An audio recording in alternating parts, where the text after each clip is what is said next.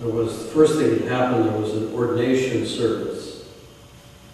And then immediately following the ordination service, in the afternoon, the ordination service was in the morning, and in the afternoon we started lectures. I had a class on parables.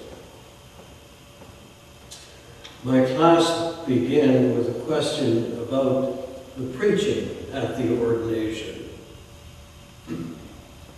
The sermon was about the talents. And so I asked the class what they heard, what was said. And here I paraphrase. A certain man had great wealth. He ordered 3 men to manage his portfolio. Both the first and second person invested in such a way that the returns were great.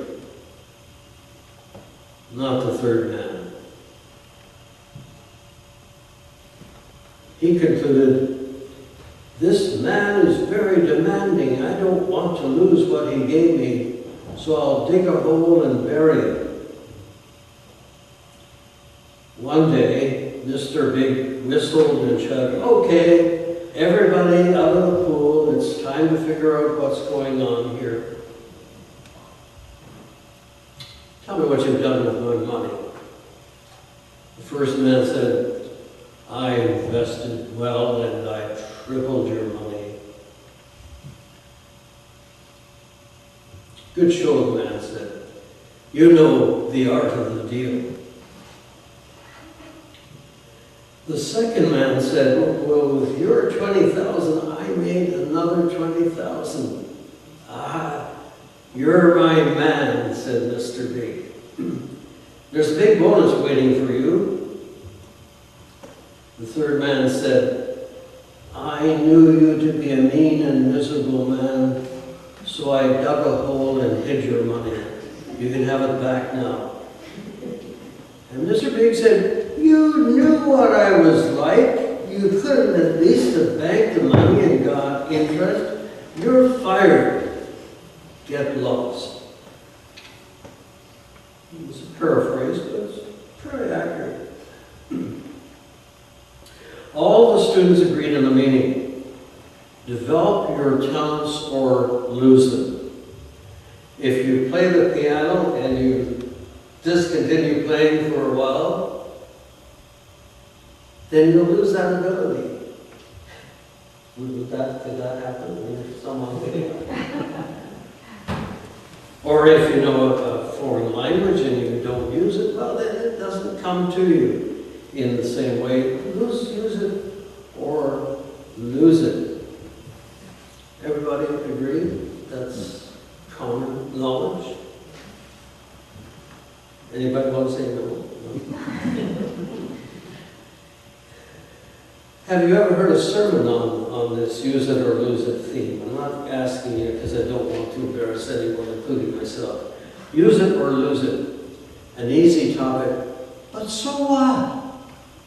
What does it mean after all? What makes this a parable? Why would Jesus tell this story?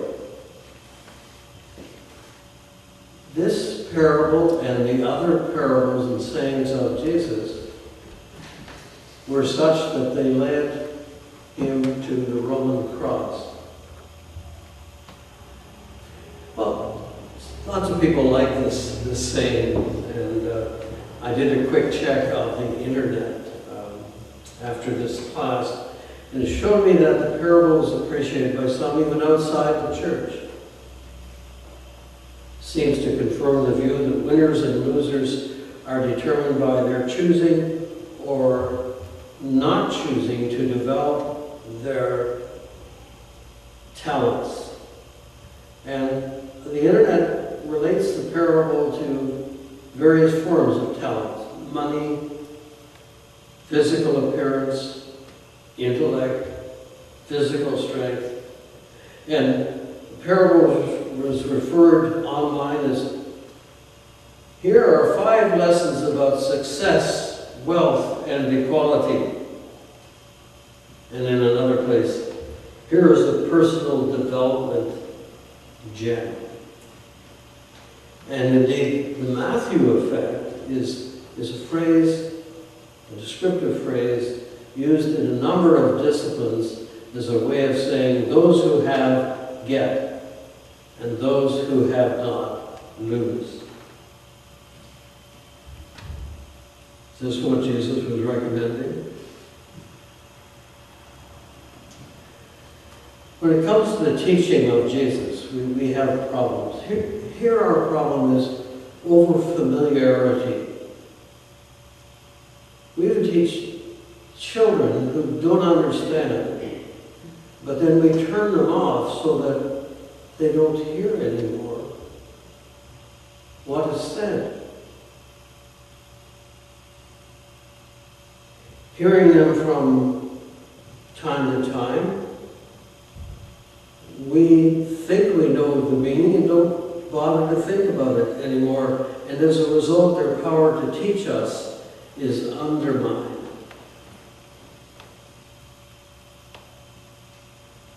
A second problem is that the parables come to us in the synoptic gospels, Matthew, Mark, Luke, although it doesn't appear in Mark, Matthew, and Luke. They're surrounded by commentary. We can't be sure of the original words of the parables, since the parable was probably performed, spoken, differently depending on different situations, different times, different places.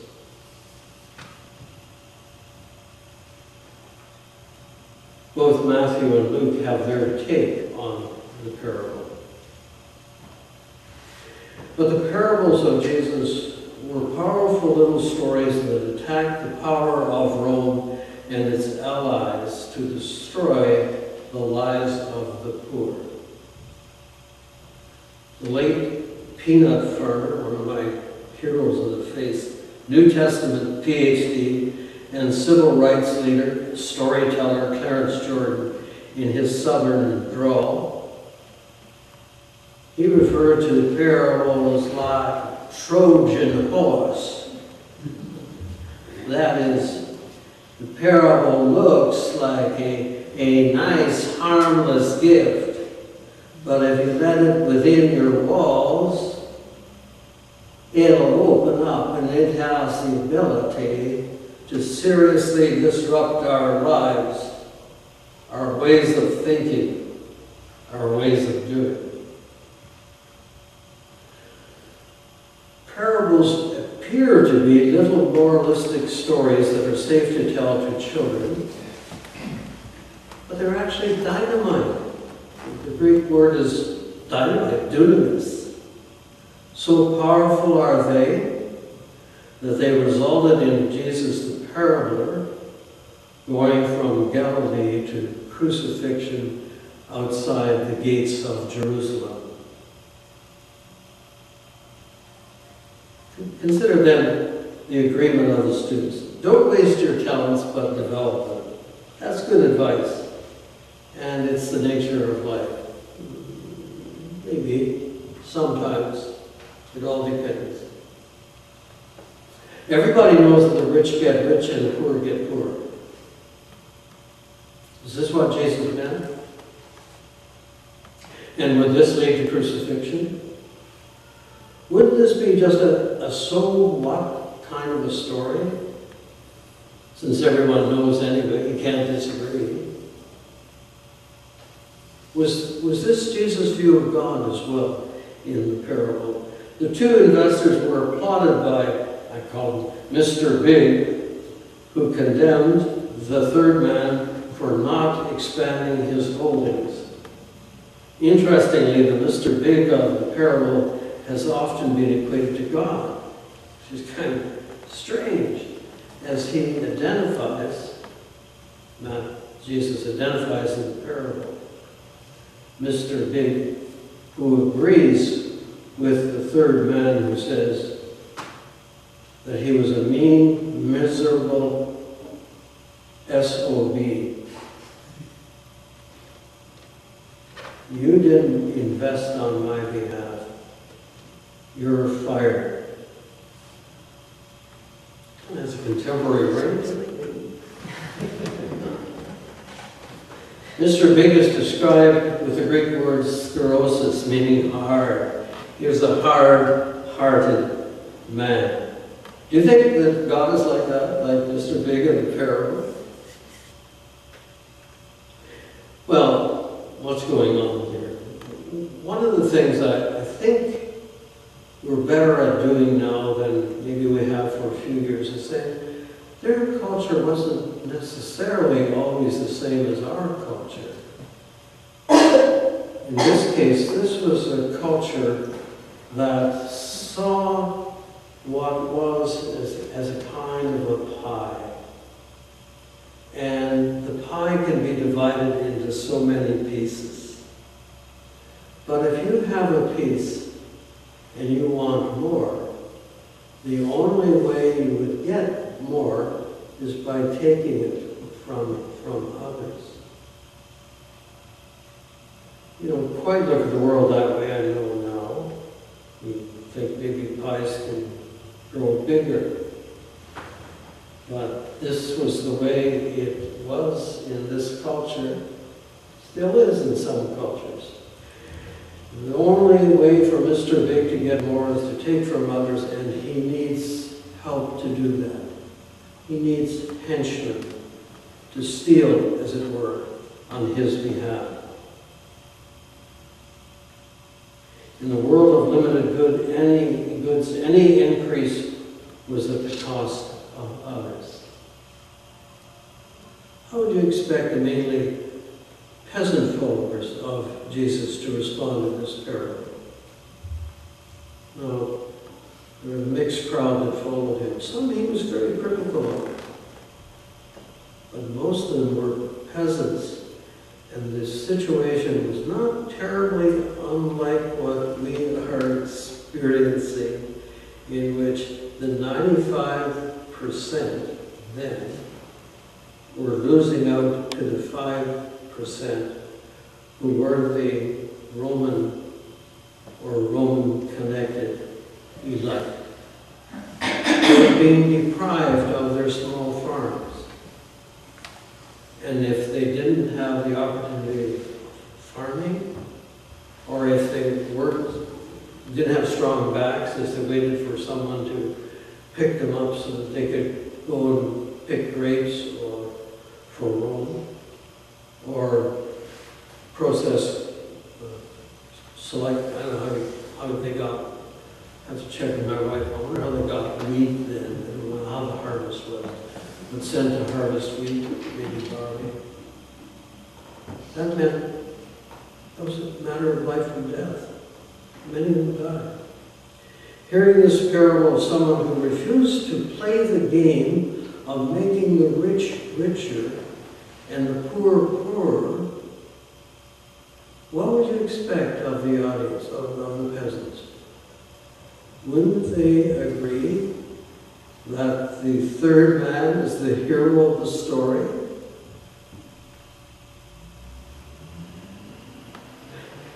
We have an interesting reference in what unfortunately is referred to, but is a lost work called The Gospel of the Nazarenes, to a version of this parable that helps us understand the harsh words of expulsion to doom and damnation. And in this case, not referring to the third man, but to Mr. Big. So, in God's eyes, who would you think the hero of the parable is? If it was just a so what story of developing your talents, what would the Romans think of that? The Sadducees and Pharisees were very supportive of Rome. Why would they crucify Jesus because of that? Does that make any sense? No, that's good. That's good stuff.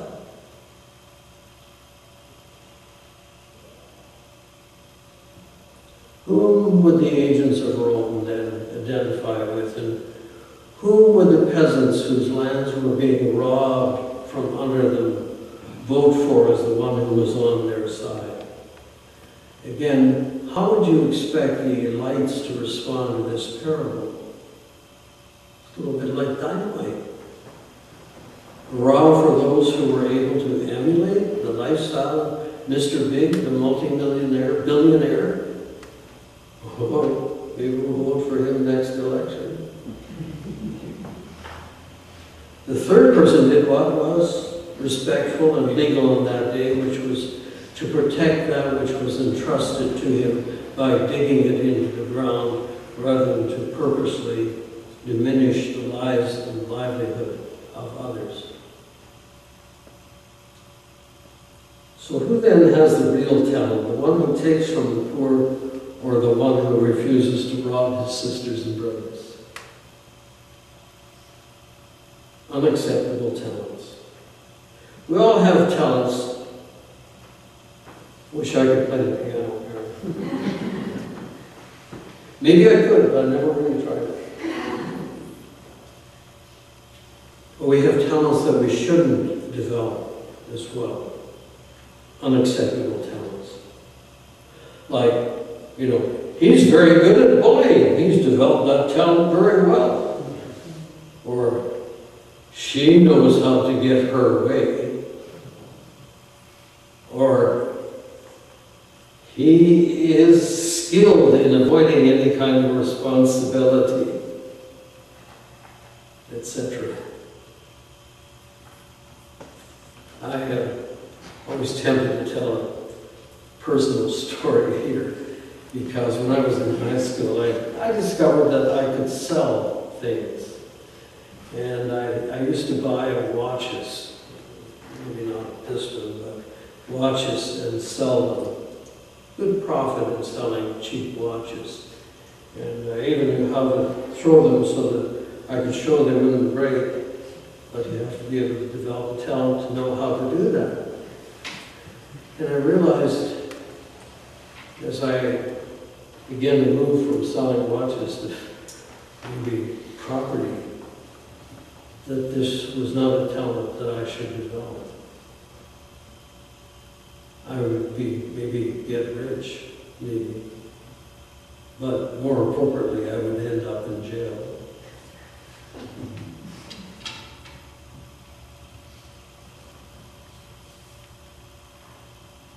Does this connect with you at all? You have talents that you have purposely not developed.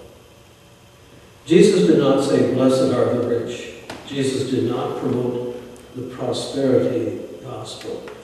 He remembered the prophets who called for care of the needy and to feed the poor without interest. That was an interesting aspect of Old Testament teachings, still held there as the way things should be done, without interest.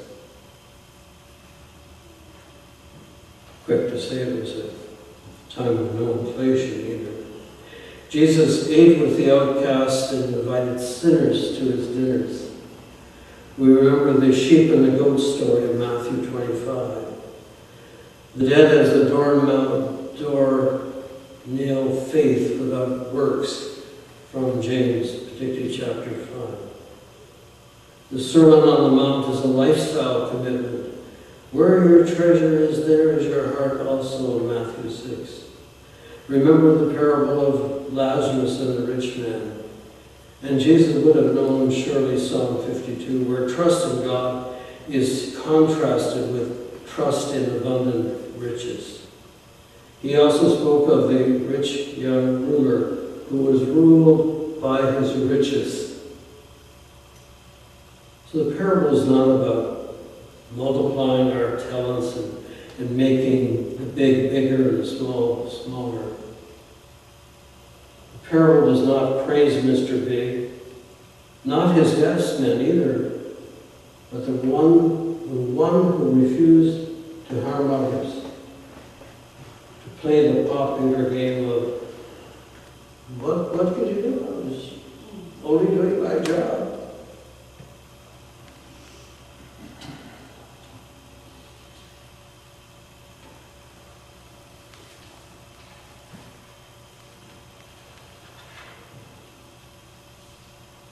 What can we do? And so with this parable, the other parables, we need to take seriously the call of Jesus to be a little bit different than what we're tempted to be, a little bit different than the world that surrounds us, a little bit different than some of our natural tendencies. I think the students were wrong in their interpretation. If they're right, it's just a so what story that means hardly anything at